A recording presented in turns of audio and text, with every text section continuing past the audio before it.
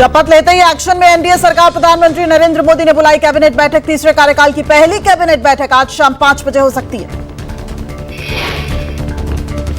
प्रधानमंत्री नरेंद्र मोदी कैबिनेट की बैठक लोक कल्याण मार्ग पर पीएम आवास पर होने की संभावना है। सभी मंत्रियों के साथ नई सरकार के एजेंडे पर हो सकती है चर्चा। बैठक से पहले मंत्रियों के पोर्टफोलियो का ऐलान किया जाएगा। सूत्रों के मुताबिक आज दोपहर के बाद मंत्रियों के मंत्रालयों का बंटवारा कर दिया जाएगा। सूत्रों के मुताबिक भाजपा अध्यक्ष जेपी नड्डा नई कैबिनेट को देंगे डिनर। नई कैबिनेट में शामिल लोगों के लिए रात्रि भोज का जेपी नड्डा ने आयोजन किया है। 18वीं लोकसभा के पीएम के तौर पर नरेंद्र मोदी ने ली शपथ। राष्ट्रपति भवन में संपन्न हुआ शपथ ग्रहण समारोह। तीसरी बार देश के प्रधानमंत्री बने नरेंद्र मोदी। एनडीए सरकार के शपथ ग्रहण समारोह में कुल 72 मंत्रियों ने शपथ ली। कैबिनेट में पीएम मोदी समेत 31 कैबिनेट मंत्री, 5 राज्य मंत्री स्वतंत्र प्रभार, 36 राज्य मंत्री शामिल।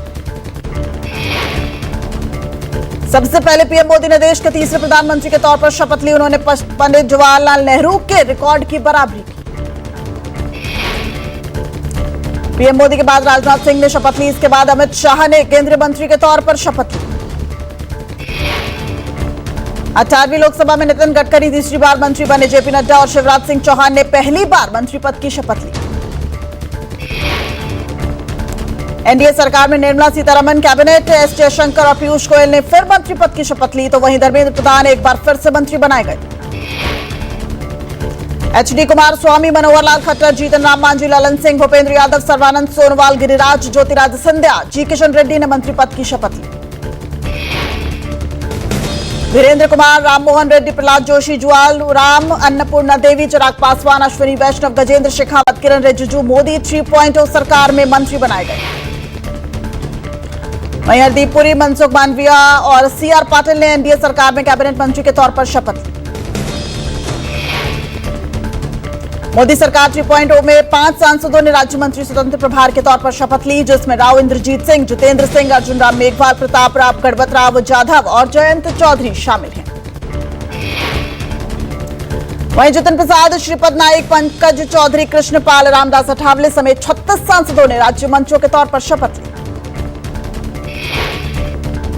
यूपी से 9 सांसदों को केंद्रीय मंत्री परिषद में जगह मिली, जिनमें राजनाथ सिंह कैबिनेट मंत्री और जयंत चौधरी स्वतंत्र प्रभार है और बाकी 7 सांसदों को राज्य मंत्री का दर्जा मिला है। एनडीए के मंत्रिमंडल में जातीय समीकरण को साधने की कोशिश की है। राजपूत समाज से 2, ब्राह्मण समाज से 1, लोधी समाज से 1, कुर्मी समाज से 2 और जाट समाज से 1 मंत्री बनाया गया है।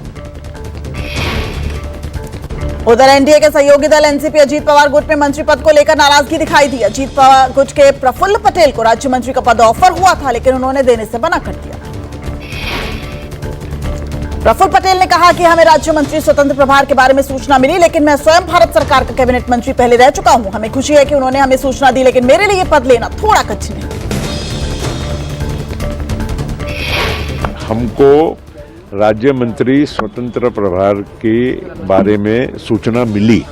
भारत सरकार का कैबिनेट मंत्री पहले रह चुका हूं और इसलिए हमने उनको यही कहा कि भाई देखिए, ये आपने जो ऑफर दी है, हमें खुशी है कि आपने हमको एक सूचना भेजी, लेकिन मेरे लिए थोड़ा ये कठिन है कि हम पूर्वी में मैं कैबिनेट मंत्री रहे कारण मैं नहीं सूझ। शपथ लेने के बाद ज्योतिरादित्य सिंधिया ने कहा, मैं प्रधानमंत्री को धन्यवाद देना चाहता हूं। भाजपा और प्रधानमंत्री ने मुझे सेवा करने का जो मौका दिया है, उसके लिए मैं कृतज्ञ हूं। आरएलडी नेता जयंत सिंह चौधरी ने प्रधानमंत्री नरेंद्र मोदी के नेतृत्व वाली एनडीए सरकार में केंद्रीय मंत्री के रूप में शपथ लेने के बाद कहा, पूरी ईमानदारी और निष्ठा के साथ देश की उम्मीद पर सरकार खरी उतरेगी, काम करेगी। हिंदुस्तानी अवाम मोर्चा सेकुलर के संस्थापक जीतन राम मांझी ने एनडीए सरकार में केंद्रीय मंत्री के तौर पर शपथ लेने के बाद कहा, बहुत कठिन काम करना है। नरेंद्र मोदी का निश्चय है कि हम पहले और दूसरे कार्यकाल से ज्यादा काम करेंगे। केंद्रीय मंत्री पद की शपथ लेने के बाद गिरिराज सिंह ने कहा, बहुत अच्छी बात है कि देश में नरेंद्र मोदी के नेतृत्व में गैर कांग्रेसी सरकार ने हैट्रिक लगाई है। ये पीएम मोदी के काम को दिखाता है। केंद्रीय मंत्री चिराग पासवान ने कहा, यह मेरे लिए बहुत बड़ी जिम्मेदारी है। मेरा पूरा ध्यान रहेगा कि मैं पूरी ईमानदारी और मेहनत के साथ इस जिम्मेदारी को निभा सकूं। मोदी ने पीएम पद को संभाला कार्यभार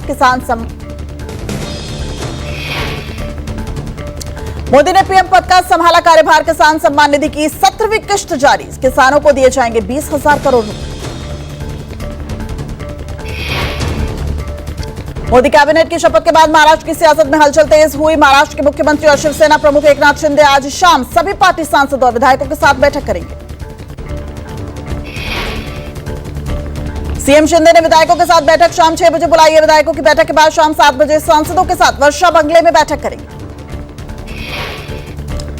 केंद्र में एकनाथ शिंदे गुट के सांसद प्रतापराव जाधव को मंत्री बनाया गया है। सीएम शिंदे आगे की रणनीति पर चर्चा करेंगे।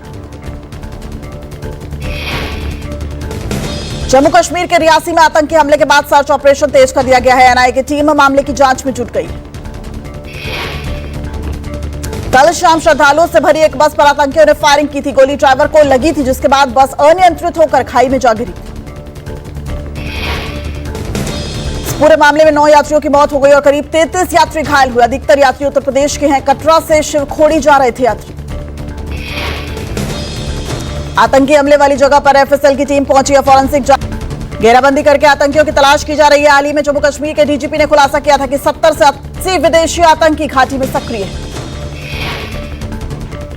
घायल श्रद्धालुओं का दावा है कि बस को घेरकर आतंकियों ने फायरिंग की। जशमदीदों ने बताया कि 6 से 7 की संख्या में आतंकी थे।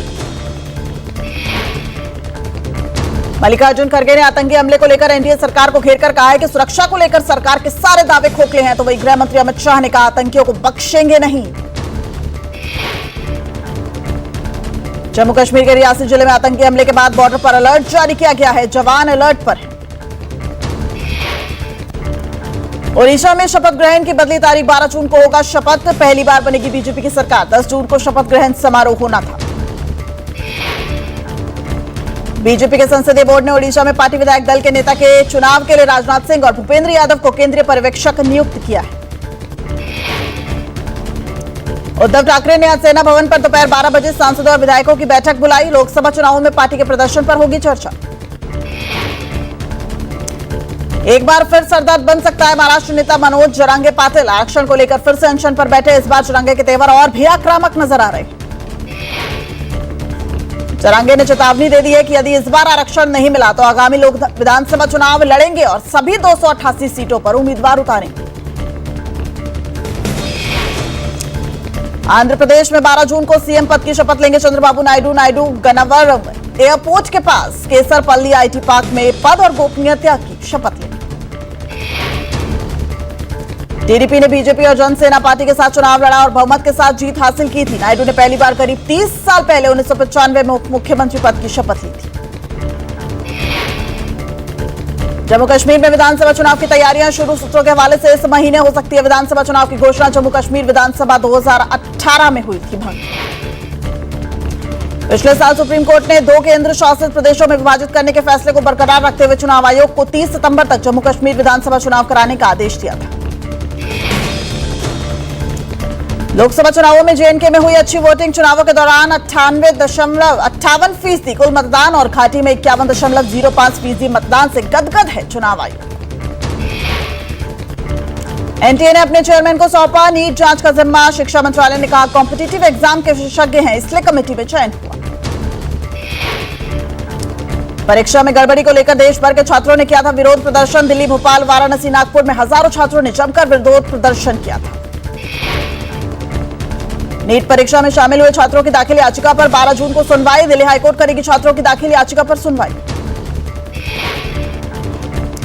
मुंबई में आफत बनकर बरसी मानसूनी बारिश। सड़कों पर सैलाब। अलग अलग जगहों पर कई घटनाएं। विक्रोली में स्लैब गिरने से 2 लोगों की मौत।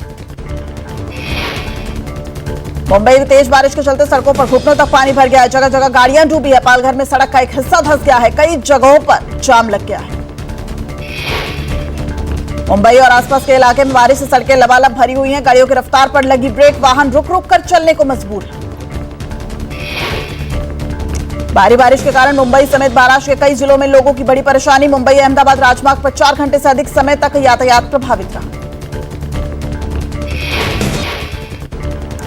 T20 वर्ल्ड कप के अपने दूसरे मैच में भारत पाकिस्तान को रोमांचक मुकाबले में हराया। आखिरी 2 ओवर में पलटा मैच। 6 रनों से दी करारी शिकस्त। यह मुकाबला न्यूयॉर्क के नासाउ काउंटी में खेला गया। पहले बल्लेबाजी करते हुए भारत ने 119 रन बनाकर जवाब में पाकिस्तान की टीम 20 ओवर में 7 विकेट पर 113 रन ही बना सकी। भारत की ओर से बुमराह ने 3 विकेट लिए और उन्हें प्लेयर ऑफ द मैच चुना गया। वहीं हार्दिक ने 2 विकेट लिए तो अर्शदीप और अक्षर को एक एक विकेट मिला। मैच हारने के बाद अपनी भावनाओं को रोक नहीं सके पाकिस्तानी तेज गेंदबाज नसीम शाह रोते हुए मैदान से गए बाहर। इस हार के साथ पाकिस्तान T20 वर्ल्ड कप से लगभग बाहर हो गया है।